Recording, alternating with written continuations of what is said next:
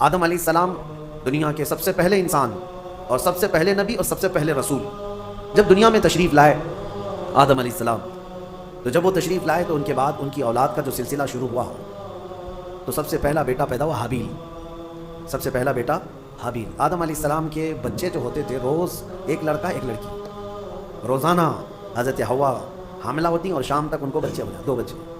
اللہ کی قدرت کاملہ ہے، کیونکہ نسل انسانی کو اس وقت بڑھانا تھا، تو روزانہ 2 بچے، ایک لڑکا اور ایک لڑکی۔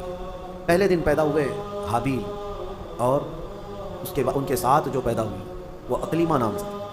دوسرے دن جو پیدا ہوئے وہ قابیل، اور اس کے ساتھ یہودا نام کی لڑکی پیدا ہوئی۔ اب قانون شریعت یہ تھا آدم علیہ السلام کی امت کا، امت کون ہے؟ ان کی اولاد ہی۔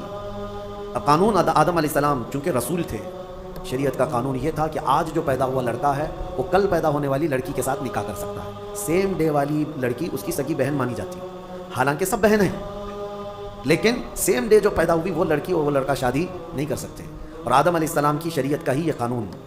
میں یہاں رک کر کے تھوڑی بات بتانا چاہوں گا۔ آج جو لڑکا پیدا ہوا ہے وہ کل جو لڑکی پیدا ہو رہی ہے، یہ دونوں بھائی بہن ہیں یا نہیں؟ ایک ہی ماں سے ہیں اور ایک ہی باپ سے، لیکن چونکہ اس وقت کوئی آبادی نہیں تھی، کوئی دوسری آبادی نہیں تھی، شادی ہونا ہے تو انہی میں ہونا ہے، نسل پیدا ہونا ہے تو انہی میں ہونا ہے۔ یہ آدم علیہ السلام کی شریعت میں جائز تھا۔ اب کیا ہمارے لیے یہ جائز ہے کہ آج تم پیدا ہوئے اور 10 سال بعد تمہاری ماں سے دوسری لڑکی پیدا ہوئی تو اس سے تم نکاح کر سکتے ہو، چاہے 50 سال بعد پیدا ہو؟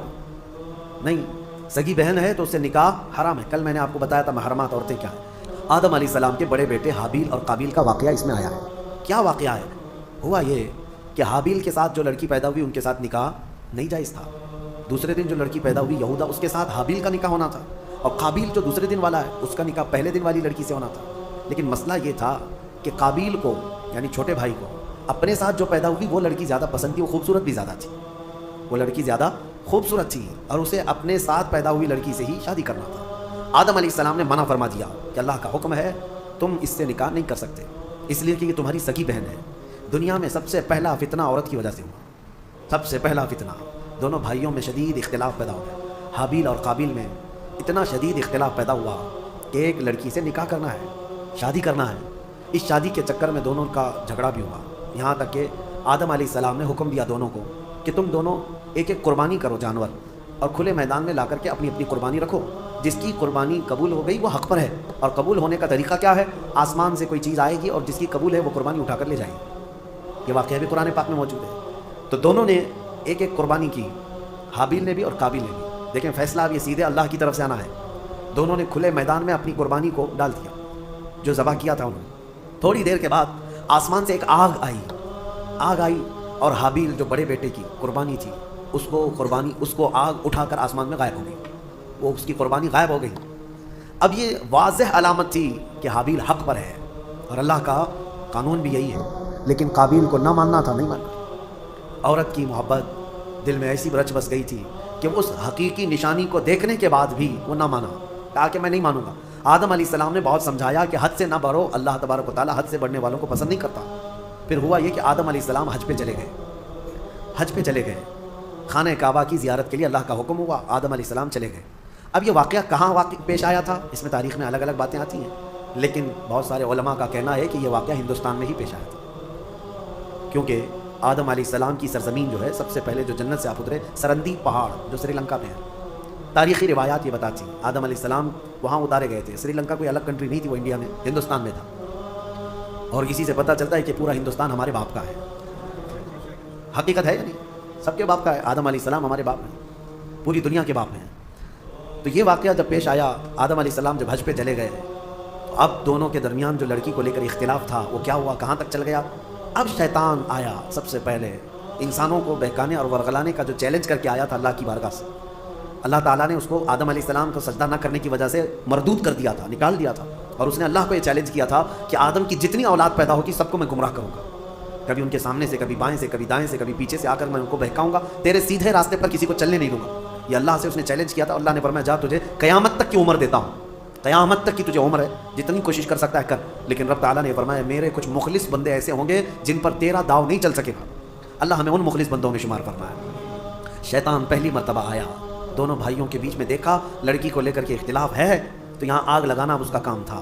اس نے آ کر کے قابیل کو کہا تیرے لیے اچھا سا راستہ میں کیوں نہ بتاؤں، تیرے حق میں وہ لڑکی اچھی ہے، تجھے کرنا ہی چاہیے تھا، تیرا باپ بھی مخالف ہے، تیرا بڑا بھائی بھی مخالف ہے، لہٰذا ایک کام کر، اس تیرے بڑے بھائی کو دنیا سے ہی ختم کر دے، راستہ صاف ہو جائے گا۔ اس وقت تک ابھی موت نہیں معلوم کسی کو، پیدا تو ہوئے تھے لیکن موت ابھی تک کسی کی نہیں آئی ہے، نہ ہی مرنا معلوم نہ ہی مارنا معلوم تھا۔ تو قابیل کو آ کر کے ابلیس نے، شیطان نے طریقہ بتایا۔ قابیل نے پوچھا میرے بھائی کو اگر ہمیشہ کے لیے میں راستے سے ہٹانا چاہوں تو کیا کرنا ہے؟ تو ابلیس نے ایک بہت بڑا پتھر اٹھا کر کے دکھایا، کہا کہ اس طرح پتھر اٹھاؤ اور اس کے سر پر مار دو۔ تو حابیل ایک جگہ پر بیٹھا ہوا تھا، اسے بھی خبر نہیں تھی کہ بھائی اپنی موت کا سبب بنتا ہے۔ تو قابیل جو چھوٹا بھائی تھا، لڑکی کے عشق میں جو پاگل تھا، پتھر اٹھایا اور لے جا کر اپنے بڑے بھائی کے سر پر پیچھے سے دے مارا۔ جیسے ہی مارا تو وہ سر پھٹ گیا اور بڑے بھائی کا اسی جگہ پر انتقال ہوا۔ دنیا کا پہلا مرڈر ہے، دنیا کی پہلی موت اور دنیا کا پہلا قتل کس نے کیا؟ چھوٹے بھائی نے بڑے بھائی۔ کس کے لیے کیا وہ بھی پتہ ہے، عورت کے لیے کیا۔ ہوا یہ کہ قتل کرنے کے بعد اب یہ تک نہیں پتا تھا اس کو کہ کرنا کیا اس لاش کا۔ اللہ فرماتا ہے فَبَعَثَ اللَّهُ غُرَابًا يَبْحَثُ فِي الْأَرْضِ، اللہ تعالیٰ نے کوے کو بھیجا۔ کوا، دو کوے آسمان سے اڑتے ہوئے آئے، ایک کوا دوسرے کوے کو ٹھونک مارتا تھا، لڑائی دونوں کی چل رہی تھی، دونوں کووں کی لڑائی چل رہی۔ قرآن میں اللہ نے بیان فرمایا اس کو، لڑتے لڑتے ایک کوے نے دوسرے کوے کو اتنا مارا کہ زمین پر گر گیا، ایک کوا مر گیا، دوسرا کوا بیٹھا تھا۔ ایک زندہ کوا ہے اور ایک مردہ کوا ہے، کوے بھی دونوں بھائی ہوں گے اور کیا پتہ وہ بھی کسی لڑکی کے لیے لڑ رہے ہوں، لیکن یہ تو تفسیر میں نہیں ہے کیوں لڑ رہے تھے، یہ تو نہیں معلوم۔ لڑے اور مارا بھی ایک کوے نے اور مر گیا دوسرا کوا۔ تو رب تعالیٰ فرماتا ہے پہلے کوے نے اپنے پیروں سے زمین کھودنا شروع کیا، کچھ زمین کھودا اور مرے ہوئے کوے کو اس گڑھے میں دھکیل دیا اور پھر پیروں سے اس کے اوپر مٹی ڈال دیا۔ تو قابیل وہ کووں کی اس حرکت کو دیکھ رہا تھا، اس کے بعد اسے یہ پتا چلا کہ اپنے مرے ہوئے بھائی کو اس طرح زمین میں چھپا دینا چاہیے۔ تو پہلی مرتبہ قابیل نے خود قبر کھودی اور حابیل کو اس کے اندر دفن کر دیا اور اس پر مٹی ڈال دیا۔ یہ دنیا کا پہلا قتل تھا ایک عورت کے حصول کے لیے، لیکن بتایا گیا کہ اس قابیل کو بھی وہ عورت نہیں مل سکی۔ آدم علیہ السلام جب تشریف لائے تو شریعت کا حکم عدولی اور پامالی کرنے کی سزا دی گئی اس شخص کو، قابیل کو۔ عورت نہ اس کو ملی نہ اس کو ملی۔ یہ دنیا ایسی ہے جس کو امام اہل سنت فاضل بریلوی رحمۃ اللہ علیہ نے کیا ہی بہترین انداز میں فرمایا، شہد دکھائے زہر پلائے، قاتل ڈائن شوہر کش، اس مردار پہ کیا للچائے، دنیا دیکھی بھالی ہے۔ ہاں یہ شہد دکھتا ہے، ہوتا زہر ہے۔ اب اس کے بعد آیت جو آئی ہے وہ ہمارے لیے سب سے بڑی عبرت کی آیت۔ رب تعالیٰ فرماتا ہے من اجل ذلک کتبنا علی بنی اسرائیل، اسی وجہ سے اللہ فرماتا ہم نے یہ لکھ دیا کہ جس نے کسی ایک جان کو قتل کیا، ایک جان کو قتل کیا، اللہ فرماتا ہے فَكَأَنَّمَا قَتَلَ النَّاسَ جَمِيعًا، گویا کہ اس نے پورے انسانوں کا قتل کیا، پورے انسانوں کا قتل کیا۔ وَمَنْ أَحْيَاهَا فَكَأَنَّمَا أَحْيَا النَّاسَ جَمِيعًا، اور جس نے کسی ایک جان کو بچایا گویا کہ اس نے پورے انسانوں کو بچایا۔ یہ اللہ کا قانون ہے، جس نے ایک قتل کیا اس نے پورے انسانوں کا قتل کیا۔ اب یہاں سے قیامت تک جتنے مرڈر ہوں گے، قتل ہوں گے، ان سب قتل اور مرڈر کا گناہ اس قابیل کو دیا جائے گا جس نے سب سے پہلا قتل دنیا میں کیا۔ لیکن کوئی یہ نہ سمجھے کہ اس کو نہیں ملے گا، سب قابیل پہ جائے گا۔ ہاں یہ سوچ کر کے مرڈر شروع ہو جائے، قتل کرنے کا گناہ خود کا گناہ تو ہے ہی، لیکن اتنا بڑا گناہ اس کو بھی دیا جائے گا جو فرسٹ ٹائم شروع کیا ہے۔ اور اسی قاعدے کے مطابق کوئی بھی برا کام تم شروع کر رہے ہو، یاد رکھو اگر اس کی پیروی کرتے دوسرے لوگ بھی وہ گناہ میں ملوث ہوئے، ان سب کے گناہ کا بوجھ بھی تمہارے اوپر ڈالا جائے گا۔ ہو سکے تو کوئی نیا کام اچھا شروع کر دو تاکہ اس کی فالو کرتے کرتے لوگ ان کی نیکیاں تم تک آتی رہیں قیامت تک۔ کوئی برا کام تم نے، بہت سارے لوگ فیشن شروع کرتے ہیں، ان کو ایسا لگتا ہے کہ یہ میرا فیشن ہے، ایک نیا فیشن۔ گناہ کو اگر فیشن شروع کیا، نیکی کو فیشن بناؤ، اگر اس کی کوئی اقتدا کر لیا تو اس کا ثواب تمہیں ہے۔ مثال کے طور پر نماز میں، نماز کے بعد ہم تسبیح پڑھنا شروع کر دیں، سبحان اللہ و بحمدہ سبحان اللہ العظیم، لوگ اس کو نقل کرتے رہے، جس نے بھی جہاں پر بھی شروع کیا، جب تک پڑھا جاتا رہے گا شروع کرنے والے کو اس کا ثواب ملتا رہے گا۔